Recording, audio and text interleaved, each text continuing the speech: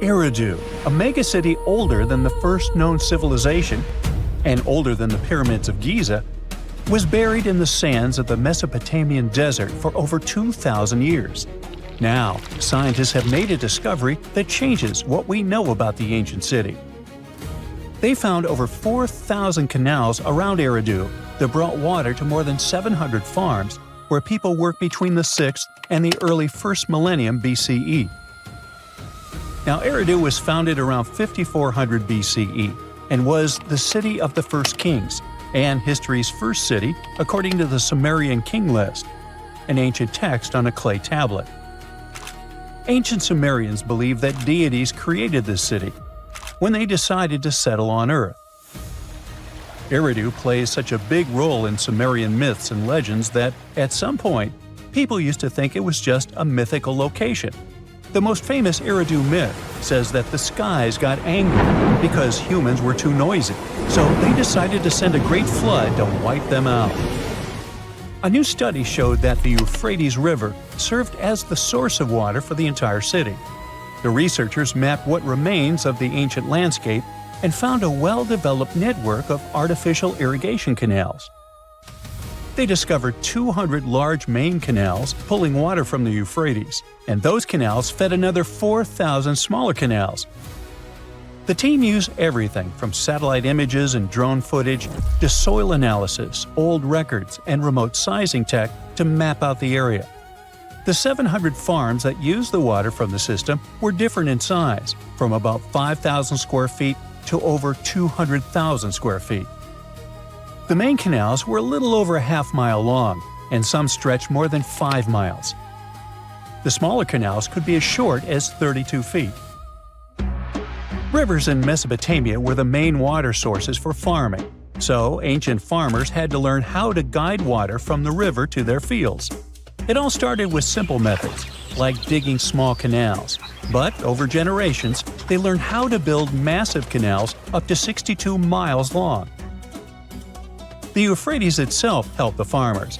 Water was moving thanks to gravity down its elevated riverbanks, and natural breaks in the banks let it spill onto the land.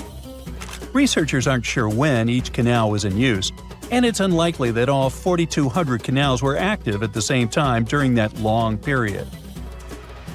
Now, Eridu used to be an important religious and trade center because of its strategic location on the Persian Gulf. Its economy mostly had to do with fishing, thanks to the Euphrates River. Researchers found fishing nets and weights and whole bales of dried fish at the site. And there were even models of reed boats, the earliest physical evidence we have for constructed boats anywhere. The city was thriving until people abandoned it around the year 600 BCE, and scientists still aren't sure why they did it. The local residents, plus the visiting pilgrims and merchants, had just exhausted all the resources of the land. They had to let it rest several times before abandoning the city for good. It happened when the Euphrates changed its course, and they lost their main source of water. Now, many centuries later, in 1854, a British official was on a mission to this area to check out a remote place that had a bunch of mounds called tells, which are piles of debris left behind by ancient human settlements. At first, Taylor wasn't impressed. He had been hoping to find something big, maybe statues, ancient writing, or ruins of palaces and temples. But with the brief time he had, all he found were things like walls, drains, stone platforms, and pieces of limestone columns decorated with tiny mosaic cones. But he didn't know that these boring mounds were hiding one of the oldest cities on Earth, Eridu. The people at the British Museum got interested in the finding, but the first full-scale excavations took place here only around a century later. The local Iraqi authorities got really interested in the excavations as they were hoping to find more about the earliest days of Mesopotamian history. So they focused on Mound 1, a massive tell as tall as an 8-story building. Soon they uncovered part of an unfinished step pyramid from the end of the 3rd millennium BCE. As they dug deeper, they found layers of human life going back in time. There were levels from the Uruk period, and even remains from a time before the Sumerians called proto-history. In those lower layers, they discovered multiple rebuilds of the Temple of Enki, the city's main deity. People rebuilt this temple again and again for over 2,000 years. Every time the temple collapsed, they built a new one right on top. Each new version of the temple was bigger and more impressive than the last. From the middle of the 4th millennium BCE, these temple buildings became massive, more advanced than anything else humans had built up to that point. The city in Eridu was also becoming more complex, with clear social classes. Eventually, they stopped rebuilding the temple and put up a step pyramid on top of the ruins. Even though Eridu faded, it likely stayed important as a religious site. Archaeologists found pottery from the 2nd and 1st centuries BCE during excavations, although there were no signs of houses. The Sumerians were an innovative civilization, as you can tell. By 1500 BCE, they invented the cedar plow, a tool that let farmers plow and plant seeds at the same time, using animals like oxen to pull it. This gear even came with instructions. Ooh. The Sumerian Farmer's Almanac gave farmers advice on how to grow more crops with proper tilling and irrigation. These smart farming tricks helped feed more people, which led to larger cities, an organized ruling system, and more focus on religion. And as their cities expanded, so did their work in writing, math, and spiritual life. 5,000 years ago, the Sumerians had already produced cuneiform, one of the first writing systems in history. So another recent find from the same part of the world proves that bureaucracy existed already 4,000 years ago. Archaeologists found ancient administrative tablets in another ancient Sumerian city. These clay tablets are the oldest solid proof we have of the world's first empire, the Akkadian Empire. The tablets were inside a state archive building made of mud bricks, which had different rooms that acted like offices. Now, before this discovery, archaeologists didn't really understand how the first known empire in the world, the Akkadian Empire, worked behind the scenes. But now, thanks to the recent Gerso excavations, we have the first real and unambiguous evidence of the empire's administrative system. They tracked everything – deliveries, spending, and inventory, from fish to sheep to grains, fabric, and even gems. The tablets also include population records, with names and jobs of men, women, and kids, an ancient version of a census. From these records, scientists found out that women played a key role in Akkadian society.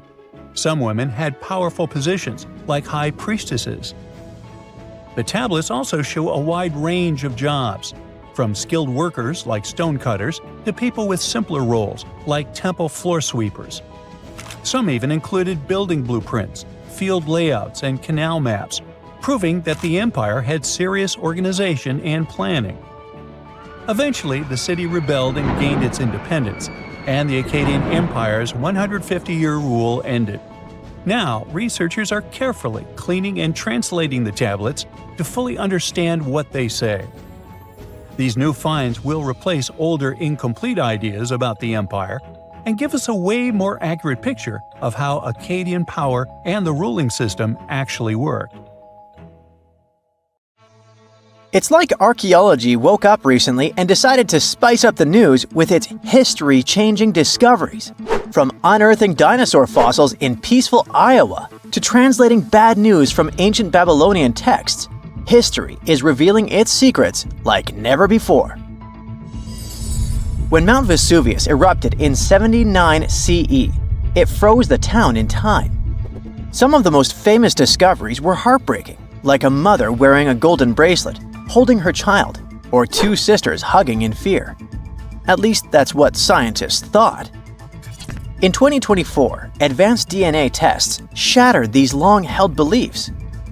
The mother from the House of the Golden Bracelet was actually a man wearing a fancy 30-carat bracelet, and the child wasn't even related to him. As for the two sisters, DNA revealed one was actually a man, while the other remains a mystery. Some speculate they were lovers, but the truth is still buried in time. Speaking of rewriting history, another shocking revelation comes from ancient Babylon. Recently, archaeologists translated 4,000-year-old texts that turned out to be heralds of terrible news.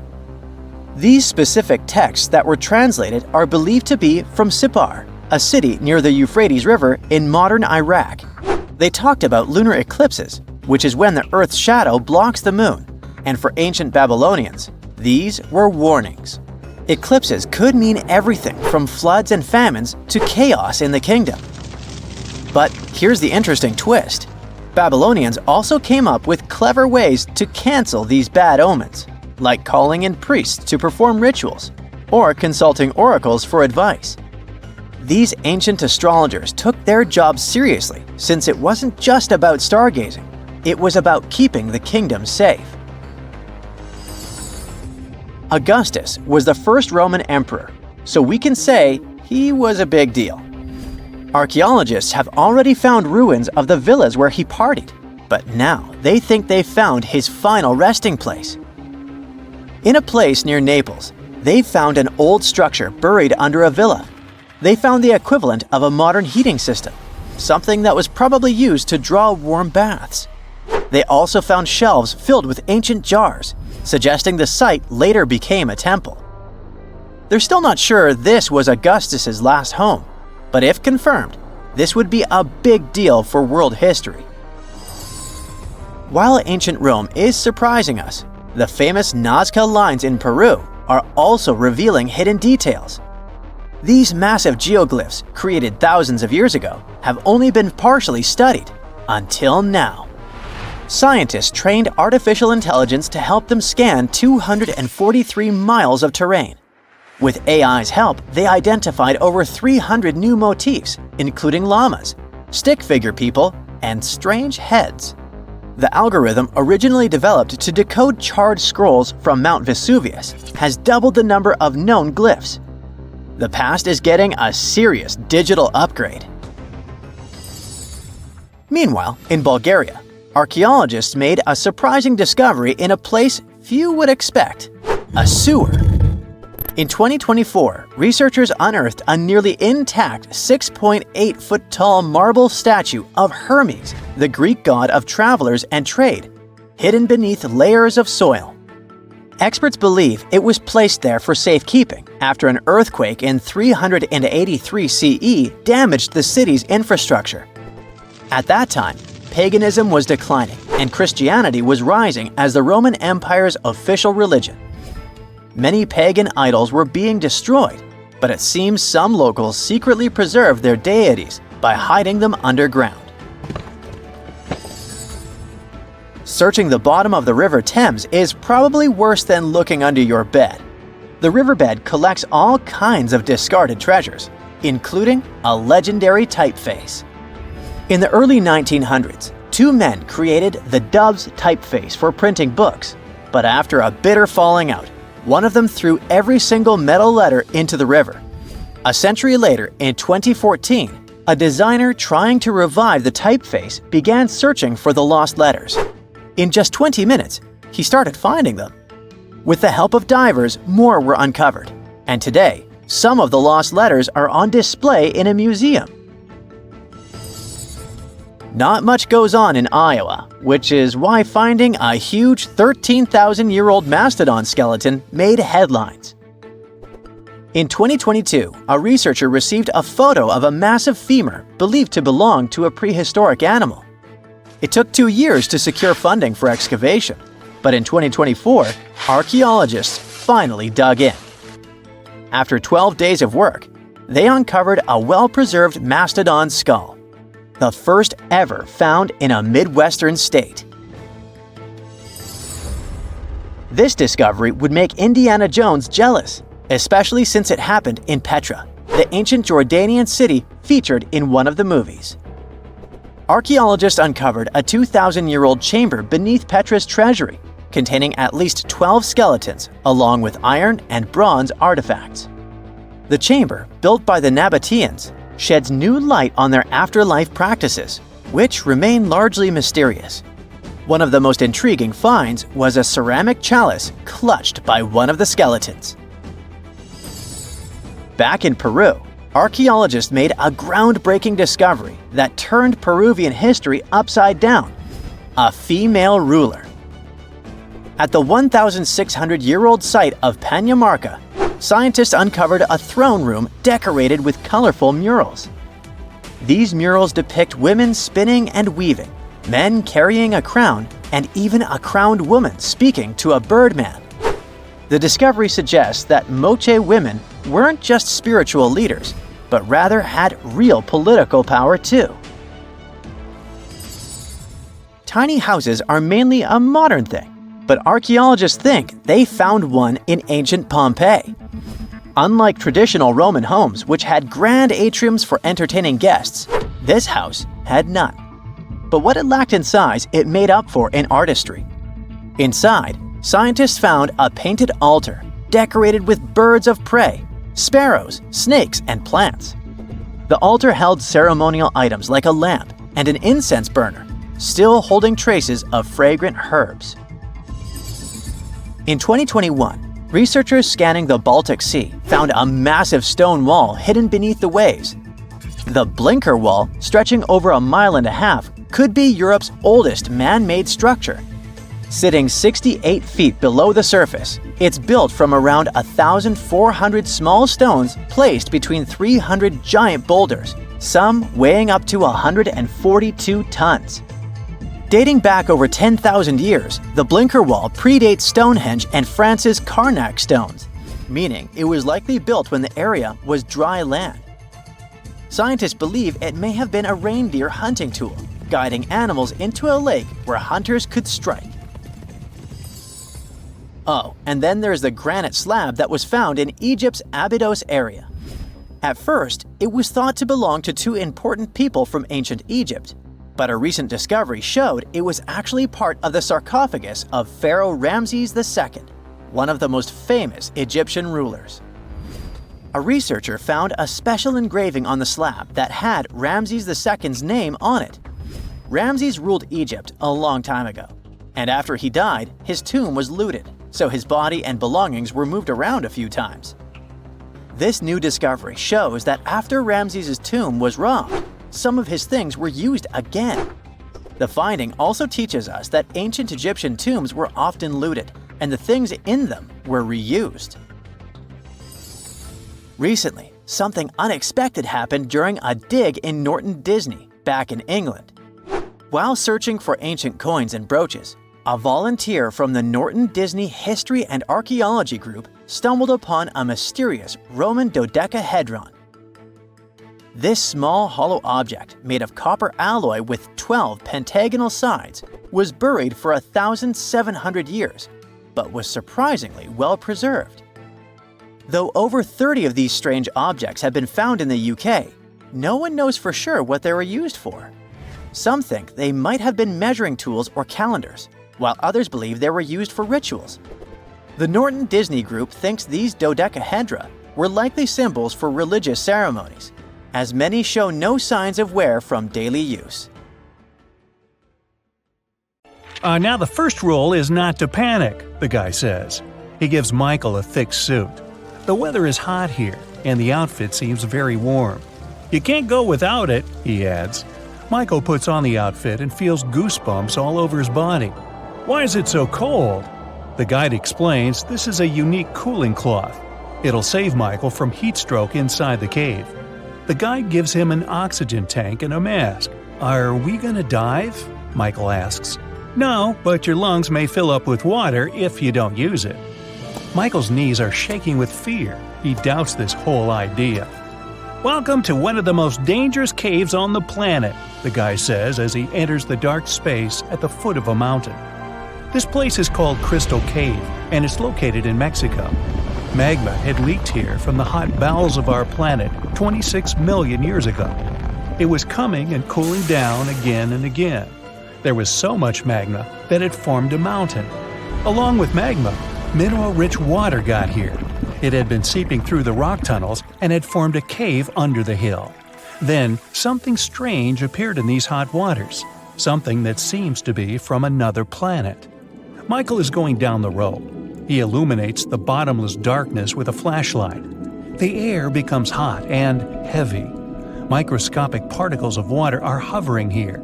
Along with the guide, Michael descends to 980 feet. This is more than half of the Empire State Building's height. The air temperature goes up. It feels as if they were approaching the Earth's core.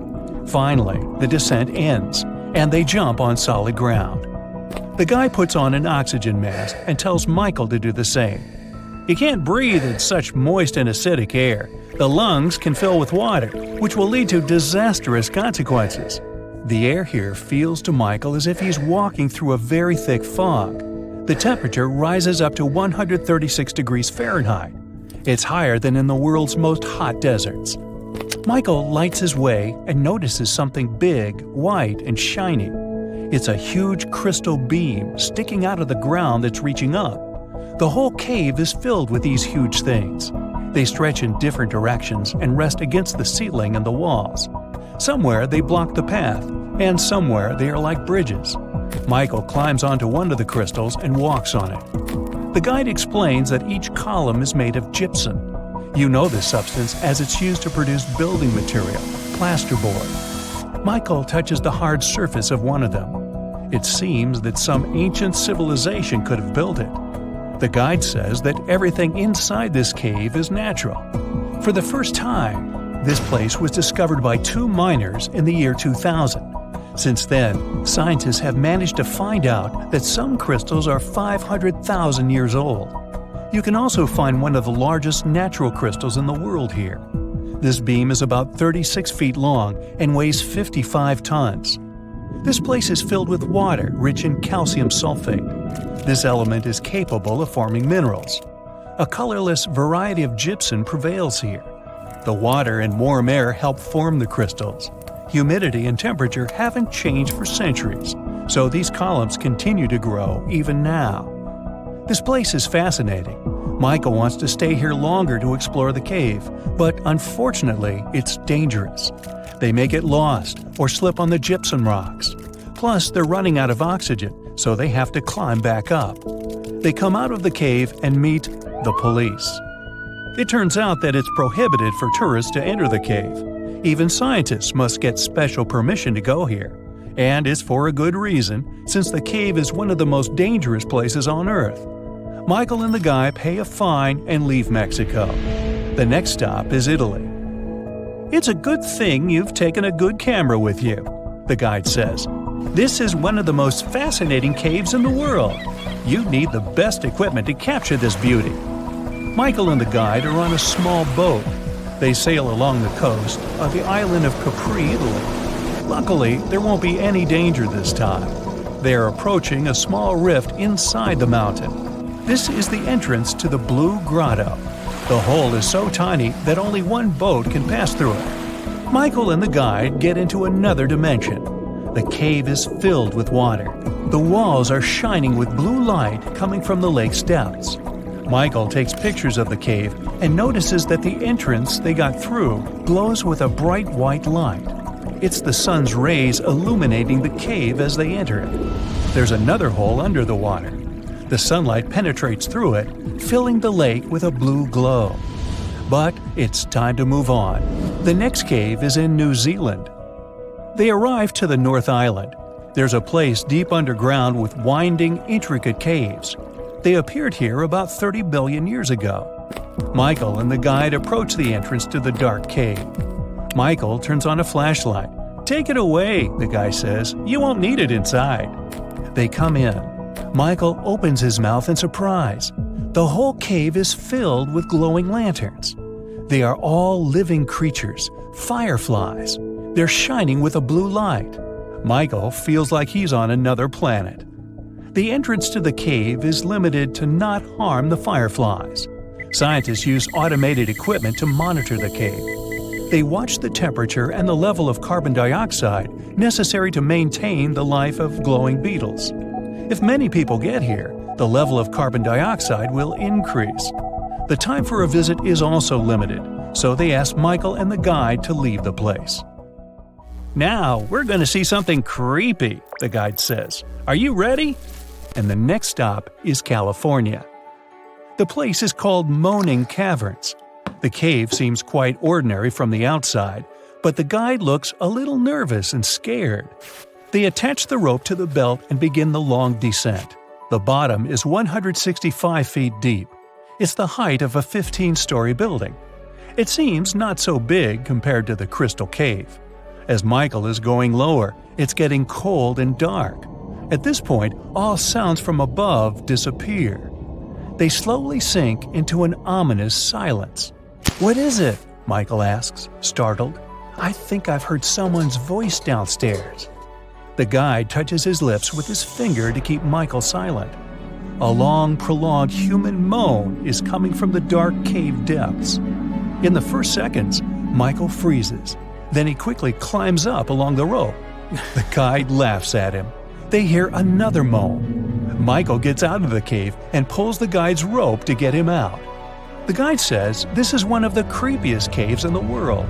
The air and wind circulate deep inside and create a sound similar to a moan. Tourists often go down there to tickle their nerves.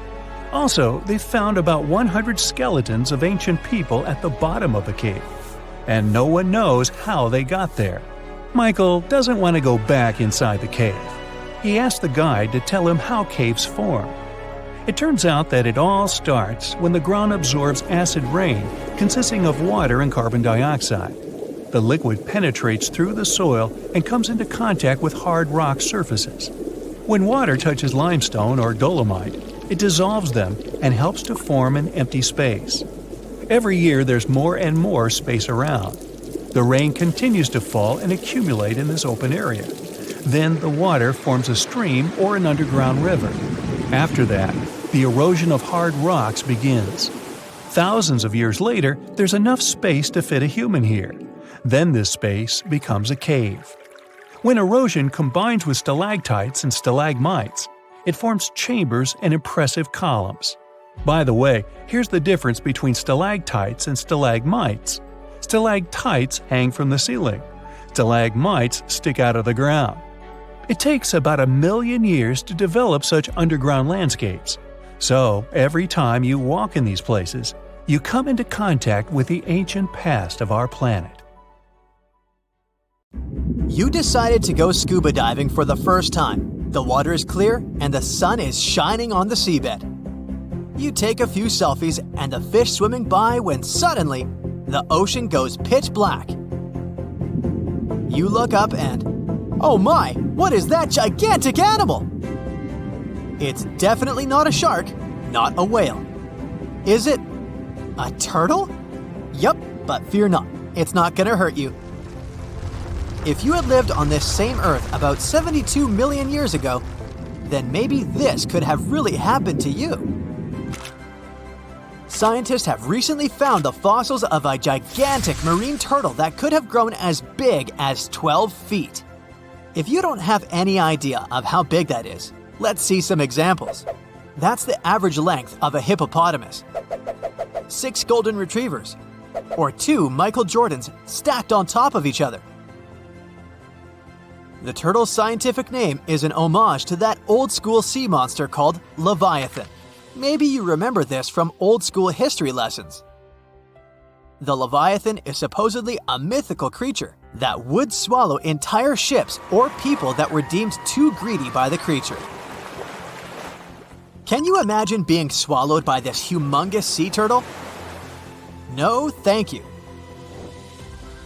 The fossils of this gigantic creature began to be excavated between 2016 and 2021, all the way in northeastern Spain. The first fossil was located by a hiker in the Spanish Pyrenees, and it was around 8 inches long. The pelvis of this turtle alone measured around 35 inches. It would definitely be one of the biggest turtles today if it hadn't gone extinct. FYI, the largest living sea turtles today can reach up to 6 feet in length, which is already pretty big. Now, how about a gigantic prehistoric scorpion? I bet most people here are not huge fans of these creatures, especially since they're poisonous, which is why the thought of a 9-foot-long aquatic scorpion might be the stuff of nightmares. Let's just say that if they hadn't gone extinct some 400 million years ago, lakes and rivers would be much more dangerous places for humans today. These gigantic insects were considered to be apex predators in their time, hunting everything from fish to other animals, even of their own kind. Yikes! I got goosebumps just imagining these creatures. Should we thank the asteroid that hit our planet now or later on in this video? Another prehistoric animal that would shock humans if it were still alive is the so-called Megatherium, a gigantic sloth. This huge sloth is believed to have grown up to 20 feet long, and its weight could be up to 8,000 pounds. It was found in the woodlands and grasslands of South America. The creature used to stand on its 2 feet in order to reach leaves on high branches. These giant sloths had huge claws. They helped them climb trees. I gotta say, I feel uncomfortable imagining these elephant-sized sloths climbing trees. Oh, of course, some dinosaurs will make our super-sized creatures list. But before that, here's a fun fact. Did you know some dinosaurs are still alive today? Scientists have proven that birds are classified as theropod dinosaurs. Such infamous creatures as the T-Rex and Velociraptor belonged to this group. I'm sure you've heard these names even before you watched Jurassic Park. The Velociraptor is that scary dino that breaks into the kitchen. Well, they evolved, gained some feathers, and turned into various species of birds we know today. That means that any bird from chickens to those little blue ones is a direct descendant of dinosaurs. Now, does the name Spinosaurus ring a bell? You can see this huge dinosaur in some museums today. Its fossils, I mean. The Spinosaurus was one of the biggest land predators to walk Earth. Actually, to walk its land and water, since scientists believe that this dino was semi-aquatic. It fed mostly on meat, which means humans would be its natural prey if it lived today. This meat-eating dino lived around 90 to 100 million years ago. It was about 60 feet long, 12 feet high, and weighed up to 22 tons. Its head was around the size of 8 bowling balls and was shaped like a crocodile's face. Basically, the Spinosaurus was a big African elephant with the face of a crocodile. Just kidding. But that would look funny though, wouldn't it? A much more attractive dino was this guy. It's considered to be the largest dinosaur that has ever lived on our planet. What made it so big was its extremely long neck and very long tail. You wouldn't want to stand behind this creature, believe me. If it decided to swish its tail, you'd get catapulted very far away. This creature lived around 100 million years ago, and its fossils were first found in Argentina around 2012. The dino measured 120 feet from head to tail, which made it almost as big as an American football field in width. And have I mentioned it weighed almost as much as a space shuttle? A staggering 75 tons. If it had been a carnivore, it would have probably been the greatest predator. But this big guy was a peaceful herbivore that had such a long neck that it could eat leaves from high trees. Cute, right? We must also talk about the Shastasaurus. As the name suggests, this animal is popularly known as the Mount Shasta lizard.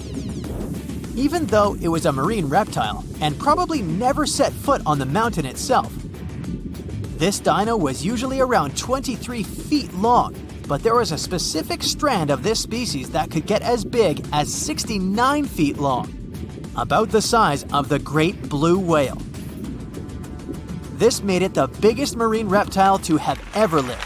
A fun fact about the Shastasaurus is that scientists believe it didn't even have teeth, which means it could only feed on soft-bodied prey, such as squid, for example.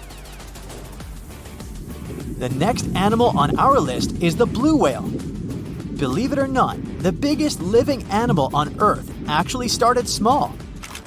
These days, the average mature blue whale can reach up to 100 feet in length and weigh up to 200 tons. That's more or less the weight of 40 elephants put together, or 30 Tyrannosaurus rexes, or 2,670 average-sized people. Blue whales have to eat up to 50 million calories per day to support that body. That's the equivalent of 30,000 Big Macs, just FYI. But blue whales weren't always this big. They actually evolved from a four-legged mammal that lived on Earth around 48 million years ago. Their ancestor was called Pachycetus, and it was only 6 feet long. Here's a fun fact. To be able to live in the water as one does today, the blue whale had to go through some intense adaptations. A blue whale can replace up to 80 to 90% of oxygen in its lungs each time it takes a breath. A human replaces only up to 15% for comparison. It allows these animals to dive for up to 1 hour at a time, down to a staggering depth of 330 feet. Elephants were bound to make the list. Elephants are currently the largest land animals on Earth. They can grow to be about 13 feet tall and weigh up to 7 tons. That's pretty small if we compare it to the other animals that once lived on Earth, right? But if we placed a 6-foot-tall human next to an elephant, we'll see it's not at all that small. African elephants are bigger than their close relatives, Asian elephants, and they have a similar lifespan to humans, up to 70 years. Pokemon might have made us collectively wish that salamanders were real-life dragons, although they're not. They can still be pretty cool, though. There's a giant species of salamander that is known to be the largest living amphibian. They can grow to be as long as a regular-sized human, reaching up to 6 feet. I bet that wouldn't be a pleasant underwater encounter. Ancient as the world, a huge bottomless hole releases disgusting smells filling the area around. Strange sounds come from the depths of this mysterious pit. People are too afraid to walk nearby and discuss this hole out loud. If you look down there, you'll see nothing but ominous darkness. All this sounds like a plot from some horror movie. But this is reality. This creepy hole really exists, and now we're going there to find out what it is. You get on a plane and fly to Southwest Asia. Then you go to the south of the Arabian Peninsula. You get in the car and drive to the place called the Well of Barhout. Nobody agrees to go with you because they believe this place is so dangerous. It's located in the desert of Yemen's Al-Mara province. To get there, you drive through dunes and lifeless plains. The closer you get to the hole, the quieter it becomes around. There's almost no vegetation, and you don't see any animals. Only a few birds fly by. Your GPS says you're almost there. You stop the car, get out, and an unpleasant smell immediately sneaks into your nose. You can't figure out what it is. Some people think the hole smells like rotten eggs. You cover your nose with a bandage and head forward. You still feel the odor even through the fabric. You take a few steps forward and finally see it. A giant hole in the middle of the desert. It's 100 feet wide. This is almost the size of a basketball court. But it's not the size that scares you, but the darkness. It's so black that you can't see anything. It's like someone spilled a spot of black paint in the middle of golden sand. The sun's shining brightly, but the hole absorbs all the sun's rays. People flew over this place in a helicopter. Photographers used the most powerful lenses for their cameras to see at least something, but they caught nothing but darkness. Even a special drone was floating directly over the pit but couldn't notice anything. And the darkness is so deep that no one has been able to find out the exact depth yet. According to approximate calculations, the depth of the hole is somewhere between 320 and 820 feet. This is almost half as tall as the Empire State Building. You throw a stone into the hole, hear it knocking against the walls. With each knock, the sound becomes quieter. You can't hear the moment when it touches the bottom. You decide to spend the night in the car next to the hole. For several hours, you toss and turn in the seat and can't sleep. Finally, you manage to do that, and you're having a real nightmare. Terrible monsters come out of the hole and surround you. Fortunately, the first sun rays wake you up. Locals also believe this place is a prison for some evil creatures. They scream and emit an unpleasant smell. You hear strange, scary sounds and can't explain their nature. The smell is so disgusting that you get an attack of nausea, so you move away from the hole a few feet to the side. At the moment, the giant hole in Yemen is one of the most poorly studied and mysterious wonders of nature. Scientists still don't know where it came from, what's hidden inside, and how old it is. Many people say the hole is millions of years old. Perhaps it'd been formed before the time when dinosaurs walked on Earth. The worst thing is that it's almost impossible to explore the hole. There's very poor ventilation inside and almost no oxygen. This makes any research dangerous and expensive. Locals are afraid to talk out loud about the hole because it can bring bad luck and troubles to life. Also, some legends say the Well of Barhut threatens all life on the planet and can cause the end of the world. For centuries, there were legends that evil spirits that live down there sometimes get out. However, there are also more scientific hypotheses. Maybe construction works created the hole. It could be soil drilling or mining. All this could have caused vibrations inside the Earth's crust and create the deep well. Experts say that erosion of limestone or moving geological salts or brines could have created this pit. There's also a scientific theory similar to the legend about the end of the world. It says the big hole is the mouth of a dormant supervolcano. At any moment, it can wake up and spew 1 million tons of lava and volcanic ash. Maybe further research will be able to solve the mystery of the hole. Now we're going to another mysterious hole. This time it's located not on the ground, but in the water. After the hot sands of Yemen, you plunge into the cool waters of the coast of Belize. Here, you're going to visit the Great Blue Hole. You're sailing on a boat. The water around is blue, but as soon as you get into the hole's territory, the water becomes darker. The huge black pit lies right in the middle of the blue sea. It's 1,000 feet wide and 400 feet deep. The Statue of Liberty could easily fit inside. The most interesting thing is that the hole has a perfectly round shape. It's like someone created it artificially and used it as a huge storage. For a long time, it was believed the hole was created with outer space technologies or by representatives of an ancient disappeared civilization. Unlike the pit in the middle of the desert, you can go down into this one, and some people did it. The theory about the artificial origin of this hole was rejected in 1971. That year, the famous researcher Jacques Cousteau went down there and proved the Great Blue Hole was created by nature. It happened hundreds of thousands or maybe millions of years ago. Thanks to the structure of the stalactites formations discovered inside, he found out about a strong earthquake that occurred on the planet about 200 million years ago. There was a shift in the tectonic platform. After that, the ground collapsed more and formed a funnel. It happened at the end of the Ice Age when the ice began to melt. But this isn't just a deep pit. There are many underground caves inside. It's like a long maze where you can easily get lost. To dive into this underwater cave, you'll need a large supply of oxygen and a team of professional divers who know these mazes well. So, you put on a scuba suit and 2 oxygen tanks and go down into the water. In the beginning, you meet a lot of marine life, several species of turtles, sharks, octopi, and more than 60 species of corals. And the deeper you go down, the emptier the hole becomes. On the smooth walls, you notice entrances to intricate mazes. Flooded caves are interesting with stalactites and stalagmites. But you don't risk going far into the caves.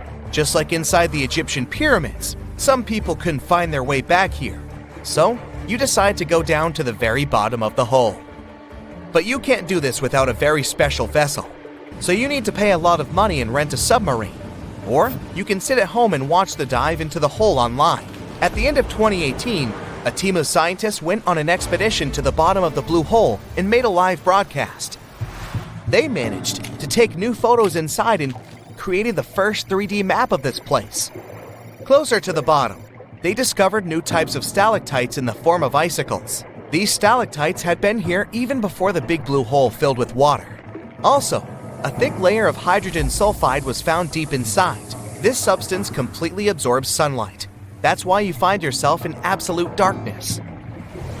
And in this darkness, in the lower part of the pit, scientists found remains of mollusks, turtles, and snails. Sometimes marine creatures got here. but can't get out because of a lack of oxygen. But the most unexpected thing that scientists found there belongs to people. Somehow, a plastic bottle got to the deepest part of the hole. So people have tried to make up stories about weird-looking humans for as long as we can remember. What's even weirder is that, over the years, people have even claimed to have proof of these mythical humanoids. Like the Gorgadas, which were said to be a tribe that lived on islands near the Atlantic coast of Africa. The first time these people were mentioned in any sort of literature goes back to the 1st century. Not much was said about the gentlemen of the tribe, but the ladies sure were special. The women of this tribe were said to have hair all over their bodies. These days, scientists are almost certain people might have confused these humanoids with monkeys or apes. One Carthaginian general claimed he actually visited the islands back in the day and described the men as apparently being really fast runners. This strengthens the idea that these reports were of primates, not of people. It's normal to assume apes or monkeys would have bolted after seeing people for the first time, right? The location of the Gorgadas and their native islands is uncertain and has been described in different ways by writers over time. Pliny the Elder, a Roman scholar from the 1st century, wrote about another strange tribe. These people were called the Astami. Similar to the Gorgadas, they were said to be hairy people that lived in the upper parts of the Ganges River, near today's North Indian border. It was not their appearance that made them weird, though. Pliny wrote that these creatures didn't eat or drink at all, not because they didn't want to, but because they didn't have mouths. They got their nourishment from sniffing the scent of plants and apples. A strong scent could also have been very dangerous to them. As for their overall build, they were said to be thin and bony, mostly because they didn't consume any food. It's hard to believe these people did exist at some point, but there may be some historical facts to back this mysterious sniffing behavior. Some specialists believe that tribes located near the Himalayan mountains brought fragrant fruits and veggies on their travels. That's because smelling something nice can help with altitude sickness. In the past, travelers thought the nausea was caused by a bad wind and tried to cope by smelling onions, dried apples, apricots, and garlic. Now, Pliny the Elder seems to have had a lot of fun writing about strange human-like species. In his writing, he also mentions a tribe of headless people with their faces on their chests. They were popular in medieval tales too, and were also nicknamed chest eyes. They were said to live in mountainous and wooded areas of North Africa, surrounded by wild animals such as lions, elephants, and snakes. Herodotus, the Greek writer from the 5th century BCE, also mentions these people in his story, but since he is known as both the father of history and the father of lies, I wouldn't be so quick to believe his stories. As with many other myths surrounding mythical creatures, there is some truth to these descriptions. People that travel through the desert, like the Tuareg people, traditionally wear clothing that covers them completely, with spaces in the fabric just for their eyes and nose. It's because of this tradition where they believe it protects them from spirits while they're crossing the desert. It's no wonder these outfits might have misled the ancient writers into thinking these people were headless. This next mythical group was like the basset hounds of people, not because they had a good sense of smell or because they snored on the couch the whole day, but because they had ears so long they could cover their entire bodies at night. They were called the Panati, and were said to be a tribe of giant-eared people from some unknown cold islands. They slept inside their big ears, and some said they could even help these people fly. Then there are the stories about weird monopods. You might have already guessed what those look like. The monopods were creatures in ancient mythology that had just one big foot. The word monopod translates to 1 foot in Greek. They were also called sciopod, which means shadow foot. That's because, according to some accounts, these people had feet so large they could use them as umbrellas to help them hide from the sun. They would simply lay on their backs with their foot up in case they were ever caught in the scorching heat. Never mind about the foot burn. They were first mentioned in a play in 414 BCE. Others wrote about traveler stories encountering monopods in India, and they described these people as having one leg, but one they could easily leap with to get around. No list of strange human-like creatures would be complete without mermaids. They're described as mythical beings who live in the sea and are usually depicted as having a woman's upper body and a fish's tail below the waist. In different cultures, the mermaid represents either life and fertility or danger and destruction. The earliest known mermaid legend dates back to around 1000 BCE. In this story, the spirit, Archaeologists, wanted to live in the sea, but her peers would not allow her to give up on her beautiful features. So they opted for that half-human, half-fish appearance. There are also folktales of mermaids in early Britain, but with no illustrations attached. In sailor tales, the mermaids can symbolize both luck and tragedy. Since sailors spent much time in the sea and they sometimes had nothing to do, it's no wonder they started to believe in figures that controlled the weather. Mermaids were seen as both attractive and dangerous, like the sea itself, reflecting the unpredictable and thrilling nature of water. We have no proof that mermaids exist today, but some people did their best to manufacture evidence over the years. Ever heard of the Fiji mermaid? It was a made-up creature introduced by American showman P.T. Barnum back in the 1840s. It was presented in New York, Boston, and London and gathered a lot of attention from the public. It was not the only one of its kind, and the weird thing is these fake mermaids weren't even pretty. Some of them were made by attaching fishtails to ape or monkey bones. The Dominican Republic has its own mysterious human-like mythological creature. This story tells of a woman who lives in the woods, described as having long, dark hair. But here comes the catch. She's said to have backward feet. Despite being quite short, her features are described as being extremely beautiful, especially her eyes. Her name is La Ciguapa. She's thought to be a nocturnal creature, and you can't predict her movements based on her footprints, because of the way her feet are positioned. It's also thought that to catch sight of her, you'll need to go looking for her at night, but only when there's a full moon. There's always a catch. And you'll also need a dog to help. There are many variations of her story, though. Other tales speak of a shy creature that runs away at the mere sight of humans. She's known to sleep in trees and feed on fish and fruit. Now, you'll mostly hear about dwarves in Norse mythology. In many Northern European tales, dwarves are described as being physically smaller than most people, but also as the best of blacksmiths. They were responsible for manufacturing powerful tools that helped many heroes in their quest. Some dwarves also possessed shape-shifting abilities. They frequently took on the appearance of inanimate items like needles, as well as creatures like fish and otters. These dwarf stories may have some historical facts to back them up, too. Back in the Bronze Age, miners located in southern Europe slowly ran out of tin, a material needed to make bronze. As they went searching for more supplies, they moved northwest, where more tin was available. These miners were shorter than most Northern Europeans, and their features included darker skin and bushier hair and beards. To top it all off, they had way better knowledge of metals and how to mine and use them to make necessary tools. It's no wonder that they might have really impressed the guests to the point they believed those miners were magic. In 2011, scientists from Chile found a weird-looking fossil in Antarctica that looked like a squashed football. Almost 10 years later, the rock just sat on a shelf in Chile's National Museum of Natural History with no specific label. It went by The Thing in the museum because it looked like something from a science fiction movie. When the scientists finally got their hands on the strange fossil, it turned out it was actually a giant softshell egg from around 66 million years ago.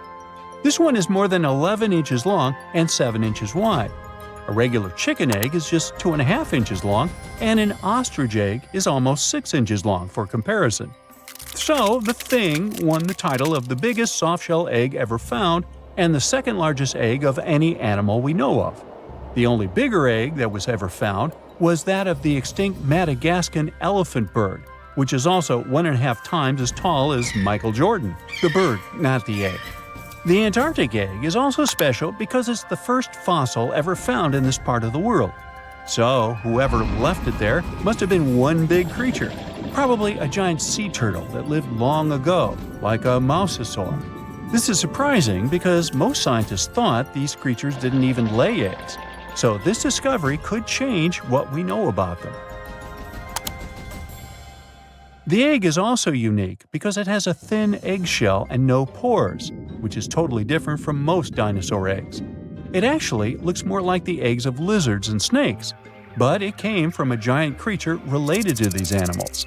No known dinosaurs or flying reptiles from that time and place were big enough to lay such a huge egg, so it must have been a mosasaur after all. But we can't be 100% sure. Scientists did a lot of work and studied 259 types of living reptiles, like lizards and snakes, and their eggs. From this, they figured out that the mommy who laid the egg was probably at least 23 feet long, not counting her tail. During the late Cretaceous period, this part of Antarctica might have been like a nursery. Paleontologists have found bones of tiny mosasaurs and plesiosaurs in the same area, along with bones from the grown-up ones.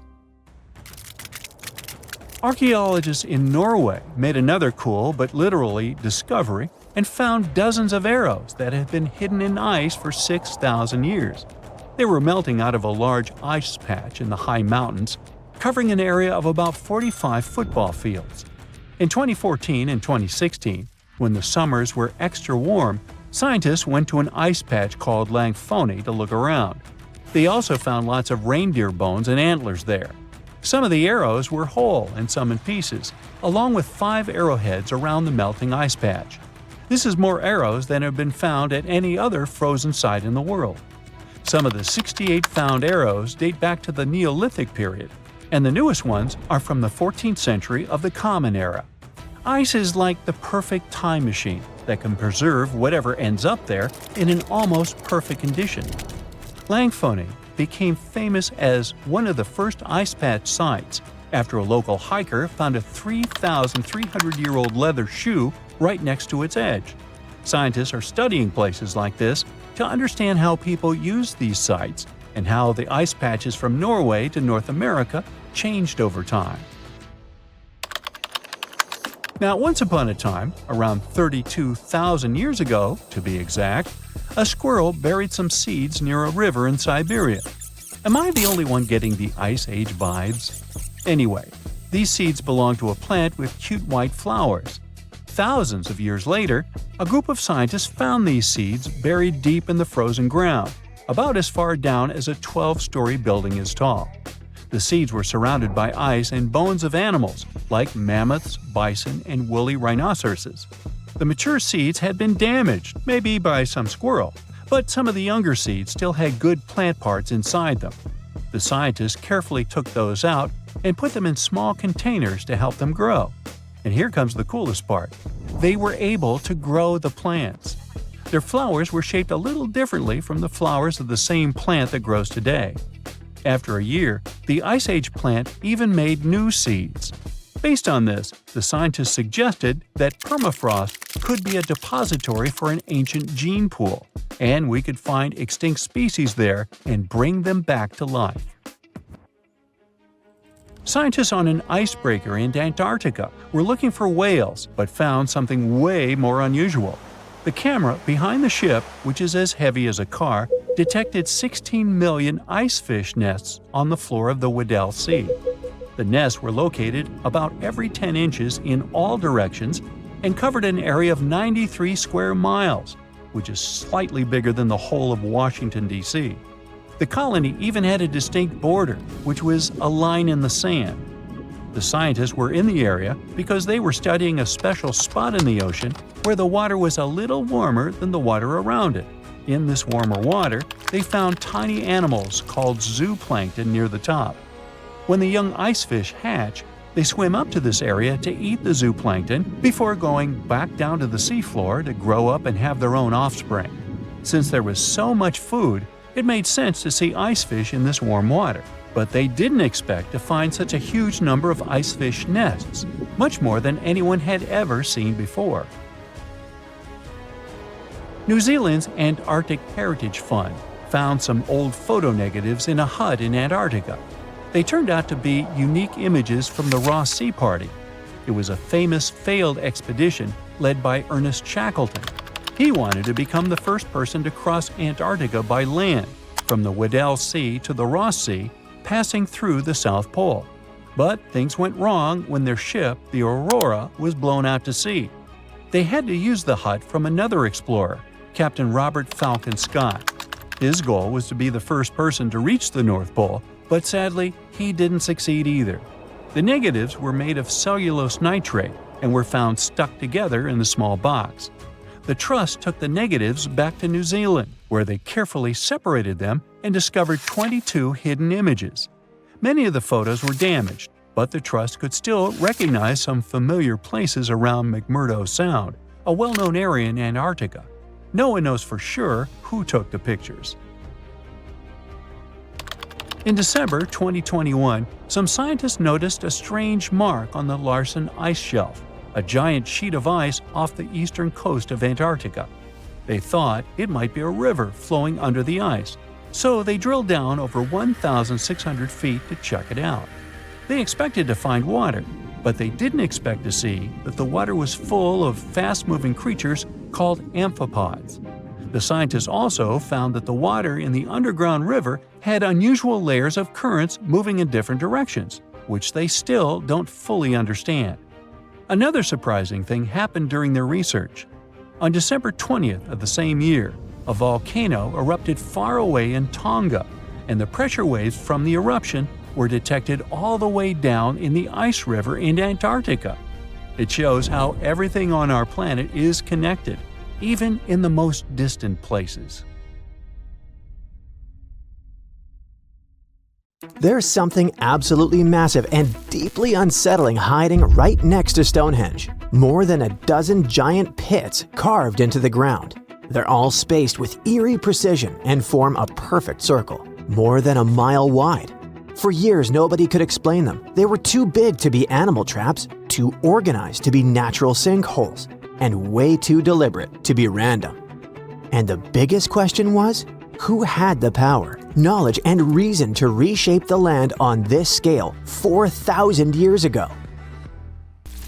So these pits surround a place called Durrington Walls, a huge Neolithic settlement just a short walk from Stonehenge.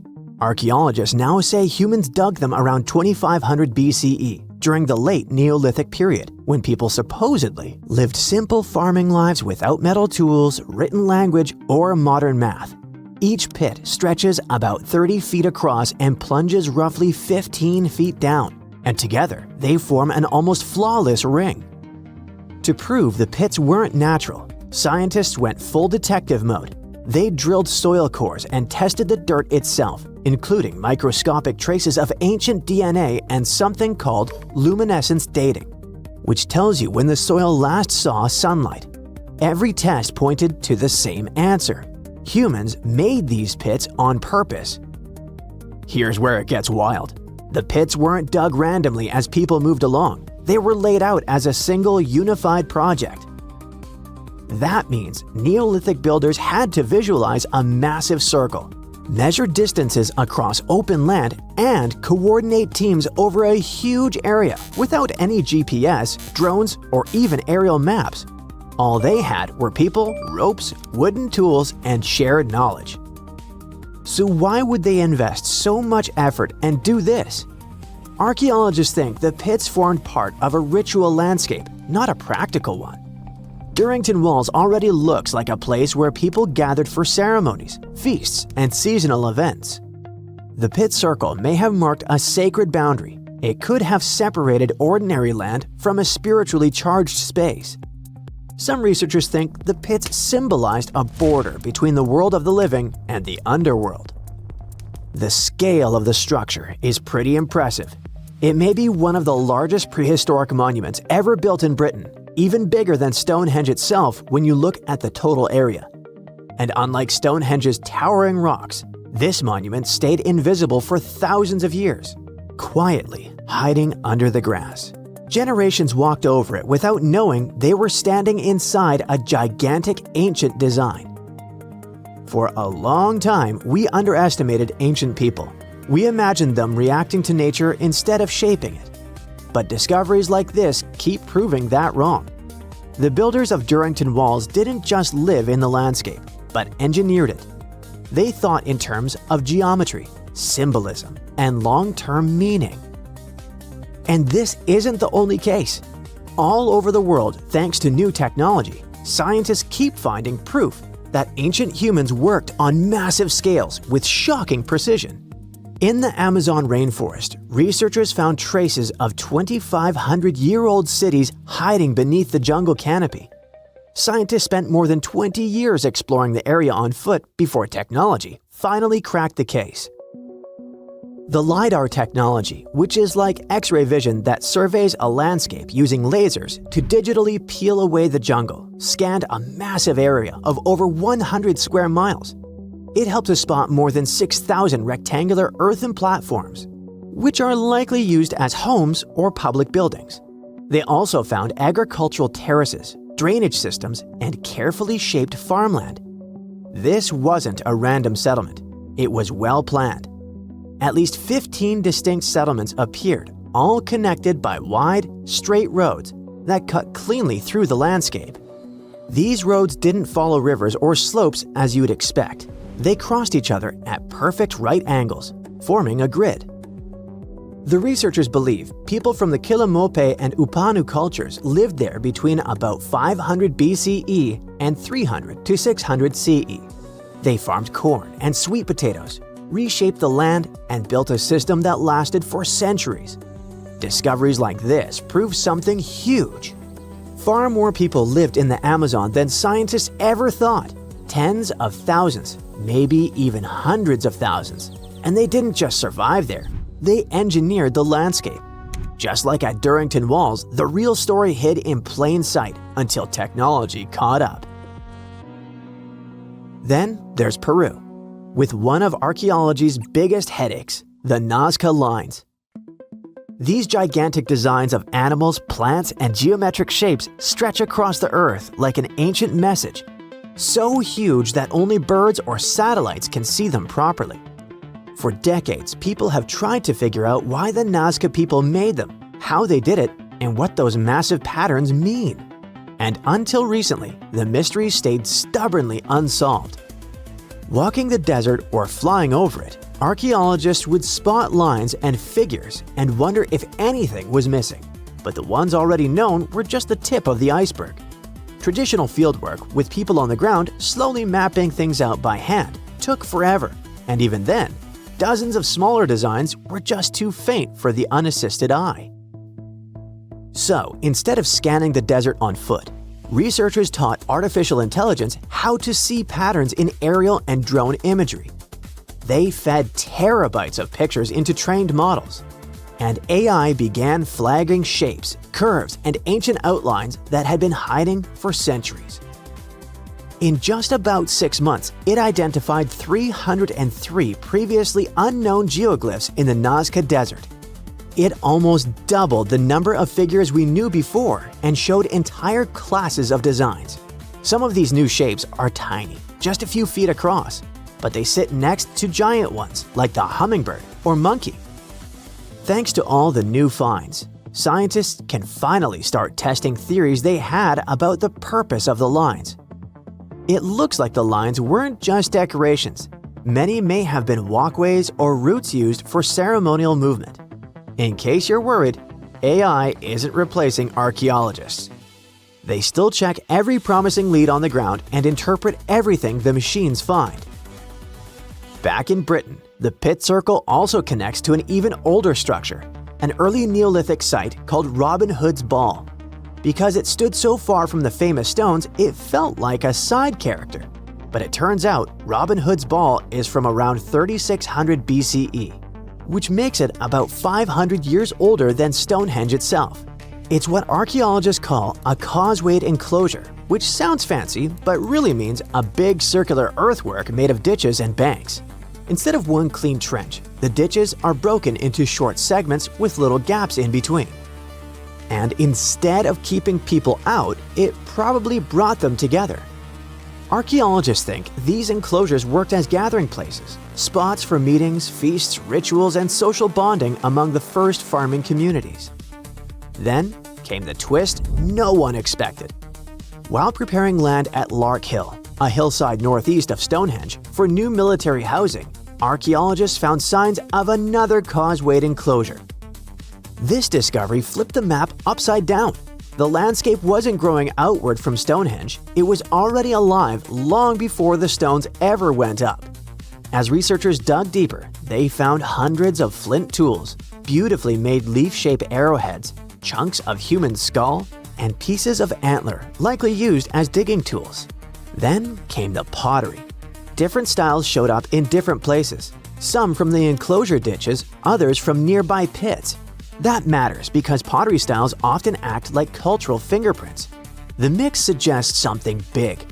Different groups of people were visiting the same place and brought their own traditions, tools, and objects with them. All of this changes how we see Stonehenge. The stones didn't appear out of nowhere. They rose in a landscape already loaded with meaning, memory, and movement. Every new discovery like the ones near Stonehenge, in the Amazon jungle and Peru, forces archaeologists to rewrite textbooks and the whole world to rethink the idea of progress. It turns out that ancient people made up for the absence of steel and electricity with observation, creativity, and shared meaning.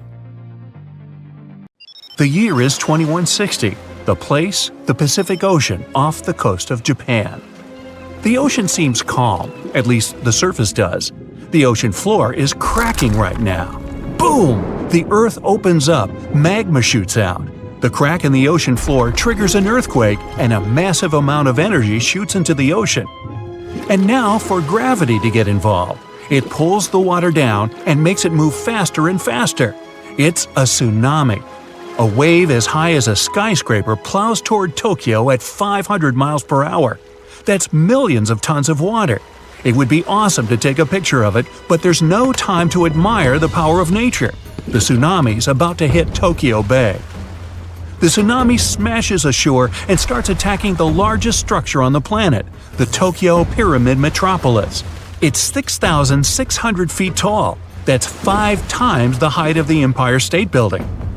Imagine if the entire population of Denver, Colorado lived and worked in one building. The Tokyo Pyramid Metropolis, TPM, can handle 750,000 people at a time. Incredibly, the structure withstands the impact, and most of the tsunami's energy seems to have just disappeared. This time, engineering stands up to nature. TPM was built by the Shimizu Corporation, which was founded in 1804. The pyramid is the most stable structure around. If you don't believe me, go to Egypt and see the Great Pyramid of Giza. It's lasted 4,500 years and it's still going strong. The TPM is built on water and consists of 204 individual pyramids. They look like bunches of grapes stacked on top of each other, 8 tiers in all. Only in this case, each grape is the size of a Vegas casino. The TPM's actually hollow. That's how it defends itself against typhoons and tsunamis. It doesn't meet the wind and waves head-on, but lets all that energy just pass right through it. Robots and autonomous control systems run this place. It runs on solar, wind, and wave energy. The pyramids are connected by passages, all in all about 85 miles worth. They connect everything and are maintained by AI that always finds you the fastest way to get from Pyramid A to Pyramid B. The TPA's obviously the city of the future, but human tech isn't quite ready for it just yet. Originally, engineers decided to install the pyramid on 36 columns, all dug into the ocean bed. If you build a pyramid that size out of steel and concrete, you'd be looking at 50 million tons of load press in on itself. The TPM would have collapsed under its own weight and imploded into the ocean. They needed something 1,000 times lighter than concrete and stronger than steel. So, what's this futuristic material? Look at this old guy. It's the first car on the planet with an internal combustion engine. It hit the road in 1885. And this is the first artificial satellite that humans launched into space. It only took an evolutionary blip to go from the first horseless carriage to our first flight into space. That TPM's not looking so ridiculous. Hey, we can do anything. The solution is carbon, and it's everywhere. It's the rod in your pencil and the diamond in your crown or ring or industrial drill. But we don't just need ordinary carbon, we need graphene. It's a type of carbon we can make nanotubes out of. They're thinner than a human hair, but 400 times stronger than steel. And most importantly, they're light. Nanotubes aren't affected by chemicals, oxygen, or water. Perfect for the TPM. That's just a fancy way of saying the thing's not gonna rust. Shimizu has plans for a power station on the moon, an underwater city, transforming the Sahara Desert into a huge oasis, and much more. But they aren't the only ones changing the planet. The Netherlands is the size of 2 New Jerseys, and about 30% of it is below sea level. To protect their country from water, the Dutch built dams, lots of them. But that's just defense. In 1986, they decided to go on offense and take back some of the land from the sea. The first dam was 19 miles long. It basically turned a bay into a lake. The second dam sealed the deal. After 42 years of work, the Netherlands got itself a whole new province larger than Los Angeles. Humans have done the same thing all over the world, like in Hong Kong, the Philippines, Italy. Hey, take that, water! What about building stuff on land that's already land? Before NASA's missions to Mars, the most expensive project in history was the construction of the interstate highway system in the United States. It took about 35 years to finish. In today's money, it cost about $530 billion. All that cash bought 46,000 miles of road. That's almost 2 times around the globe. There are over 270 million vehicles in the U.S., more than Japan, Brazil, India, and Germany combined. But in terms of sheer effort, the roads of Rome were way more impressive. Over 2,000 years before the first automobile, the Romans built a huge network of roads, 50,000 miles long. They connected Ireland with Egypt and Turkey with Spain. The roads were pretty safe, and travelers could stay in hotels, dine in cafes, or mail a letter at the nearest post office. Only about 30% of the Earth's surface is land. The world's oceans, rivers, and lakes are full of life, and it seemed like a ridiculous task to catalog everything living in there. But 2,700 scientists from 80 countries decided to team up to do it. The cost? $650 million. Those scientists spent 10 years searching for old and new species. It was one of the biggest science projects ever attempted. They even discovered about 6,000 new species of fish, squid, and algae. The Great Wall of China is huge. 13,000 miles of walls, natural barriers, and trenches. That's about 2 times the distance from Alaska to Australia. They built it over a period of 2,000 years, with no trucks, bulldozers, electricity. Just raw people power. Modern China's not exactly dropping the ball. In 2 years, China used more concrete for construction than the US ever did. I mean ever. Roads, cities, airports, everything there is huge. The Three Gorges Dam is definitely the new Great Wall of China. Over 7,600 feet long and 600 feet high. You're looking at 3 times more concrete and steel than the Hoover Dam. It's the largest concrete structure in the world and cost about $37 billion. More than 1 million people had to pack up and move to make way for it. Switzerland has the longest and deepest railway tunnel on the planet. Under the snowy Alps, builders dug 35 miles of tunnels. Every day, 200 freight and passenger trains pass through it. The amount of rock they took out to make the tunnel is about the same as 5 Great Pyramids. The whole thing cost about $12 billion. Egypt's one of the oldest nations on the planet, but now they're building one of the newest cities. It's going to be about the size of Singapore and filled with 6 million lucky people. There's going to be apartments, government buildings, entertainment, even an opera house. Oh, and a park that'll make Central Park look like someone's backyard. When it's finished, it'll be Egypt's new capital. So why bother? Well, by 2050, Cairo's going to have about 40 million people in it. Looks like they'll need more than one new city. The first flights to the moon cost about $280 billion in today's money. But SpaceX isn't letting price get in its way. The company plans to build a colony on Mars with a population of 1 million by 2050. They claim that once the program starts, you'll be able to buy a ticket to Mars for as little as $100,000. But the biggest science project ever is definitely the International Space Station. It weighs as much as 2 Boeing 747s and zooms through space at the speed of 17,500 miles per hour.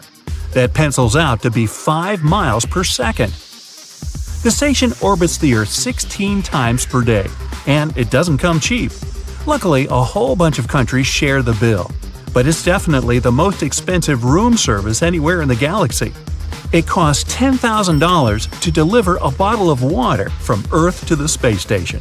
Hey, at that price, I think it's important to ask, sparkling or still? Well, hey there! We dive back in time and into the oceans over 500 million years ago, just, because we can. Whoa! Watch out! It's not megalodon or giant sea reptiles you need to look out for here. It's a bizarre, unearthly-looking creature called Anomalocaris. The name means unlike any other shrimp, and I think you'll agree, it looks like a nightmarish cross between a shrimp and a modern-day centipede. 2 tentacles protruding from its face, each lined with razor-sharp teeth. Oh yeah, and this thing was about the size of your leg. With a wave-like movement of the flaps on each side of its body, it was graceful for a terrifying creature. It was also more advanced than any other life on this planet at the time. Especially those huge eyes. You have only one lens in each of yours. This giant shrimp had 16,000. That's 4 times more than a common housefly. And you know how good their vision is, good enough to dodge that swatter every time. All this allowed Annie to become one of the first animals on this planet to feed on others. Yep, here it is, Earth's first hunter. Its favorite meal? Trilobites. Hey, try a bite. Those are the ancient ancestors of crabs. Some of their fossils have marks on them in the same shape as the monster shrimp's mouthparts. Terrors of the past like this got to be so giant thanks to more oxygen in the atmosphere. A perfect example of this, Meganeuropsis. Imagine a dragonfly. Now make it as big as a cat, and with a wingspan longer than your arm. Megan, the monster-sized dragonfly, could easily grab other insects or even small animals, and she ruled the air with quick movements. Back then, there were still no large birds or other airborne enemies for this behemoth bug, so it was safe and free to grow as large as this planet would allow. Piranhas of the past were also jumbo-sized. Mega piranha was about 3 times the size of the river terrors we have today. Its bite force was about the same as a tiger's, and those striped kitties bite down 2 times harder than lions. That means it probably not only dined on other fish and any land creatures that, got too close to the water, but it could also easily crunch down on large turtles and other unlucky shelled creatures. And fun fact, modern-day piranhas bark like dogs when they're about to enter a confrontation. It actually sounds more like a frog's ribbit. But makes you wonder, what did this mega-sized ancient cousin sound like? A bear roaring? How about giant sea scorpions the size of your bed? Go back about 460 million years, and you'd see them swimming under you. And watch out for that tail. Scientists still don't know if these creatures could use it to inject venom like your standard land scorpion, but something tells me I wouldn't want that thing anywhere near me. Then there's this guy, Therizinosaurus. Terry looks sort of like a goose with long arms. Oh, and did I mention this goose dino is about 2 stories tall and longer than a bus? Yow! Its arms make the T-Rexes look even more bite-sized, each 8 feet long, almost triple the length of T-Rexes. And on the end, razor-sharp claws the size of your whole arm. Now, don't worry about those lengthy claws too much, though. Terry probably used them to cut through giant termite nests. So, this huge reptilian goose was more interested in eating bugs and plants. Another mega monster for you, Megatherium. The giant ground sloth could look a giraffe straight in the eye and weighed as much as a hippo. It moved mainly on its hind legs and used its massive tail as support. He had huge paws with colossal knife-sized claws. The sloth could use them to defend itself from enemies and to bend tree branches in search of food. But the biggest danger to the giant ground sloth wasn't dinosaurs or saber-toothed tigers. It was our own species. Yep, humans showed up just in time to meet this fellow and to, eat him up. Titanoboa was a terrifying 50-foot snake, as long as the great megalodon itself. It was also more than 2 times heavier than the heavyweight champion among snakes today, the green anaconda. Crocodiles were a regular on this serpent's menu. Titanoboa could swim 3 times faster than the fastest Olympic swimmer our species has ever seen. It was quicker and more dangerous in the water than outside it. And don't forget the boa part of the snake. This massive snake wasn't venomous. Instead, it liked to squeeze. Remember that giant shrimp from earlier? Well, Opabenia looks like its teeny-tiny finger-sized cousin. And instead of 2 toothy tentacles, this thing had a vacuum hose coming out of its face. On the end of that trunk, what looks like a single crab claw. Add 5 eyes and a mouth under its head, and you've got a recipe for something not of this planet. Only it is. This creature used its trunk like an elephant does. Its claw grabbed food from the bottom of the ocean and brought it up to its mouth. This thing is so weird-looking that, apparently, when the scientists who discovered it presented his findings to an audience, they all laughed as if he were joking. Now, a real-life monster, the Tully monster. From a distance, it looks a bit like Nessie, that long neck and teeth-lined jaws. But get closer, and you'll see it's more like a long nose with a mouth attached at the end, like a mosquito. Its eyes are further back, sticking out of tubes all snail-like. Tully was an ancient mollusk, about the size of your forearm. It probably dined on jellyfish and shrimp 300 million years ago. Thylacus smilus will put a smile on your face as long as you don't get too close. No, it's not a relative of the saber-toothed tiger. It was a marsupial, making it more related to a kangaroo than anything. And if you compare them to body size, its fangs were actually longer than a saber-toothed tiger's. And they grew continuously. As for that beard on its chin, that's actually all chin. The lower jawbone grew down to a point under the mouth. Those fangs were rooted to the skull, going way back to its eyes. When the mouth was closed, that bony beard protected the long, sharp teeth from breakage. Staganapolis, not to be confused with Minneapolis, might look like a big crocodile with a squished-in snout, but it was mostly harmless. Its small head and very few teeth meant the reptile didn't have much to work with when protecting itself. That's what all those armored scales were for, and no need for huge fangs or long rows of razor-sharp teeth when you're a plant eater. That beak-like tip on its nose allowed the stag to dig up plants. So, really, this reptile was more like a 10-foot scaly pig than a croc. Basilosaurus was a type of ancient whale that lived on our planet about 45 million years ago. Not quite as long as a blue whale, but this guy was still big enough to munch down on other whales and even sharks. Some people believe these monsters could still exist today. Eyewitnesses claim to have seen a giant sea dragon, and Basilosaurus fits the description. Plus, 90% of our oceans are unexplored. There's plenty of space to hide a sea monster.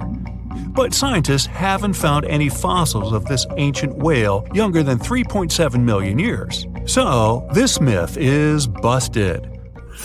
Stegosaurus is one of the most recognizable dinosaurs that ever lived. It can easily be distinguished by those huge spikes on its tail and the bony plates on its back. It was twice as long as a giraffe and nearly 5 times heavier. But compared to its body size, it had the world's smallest brain. It was no larger than a dog's. Pelagornis had the largest wingspan of any bird ever discovered. It was twice the size of the largest bird today, the wandering albatross. Such huge wings made it hard for the bird to take off. It could only do so by jumping off cliffs. And when it finally spread its wings, this giant could only go about 40 miles per hour. The fastest bird today can reach speeds 5 times that.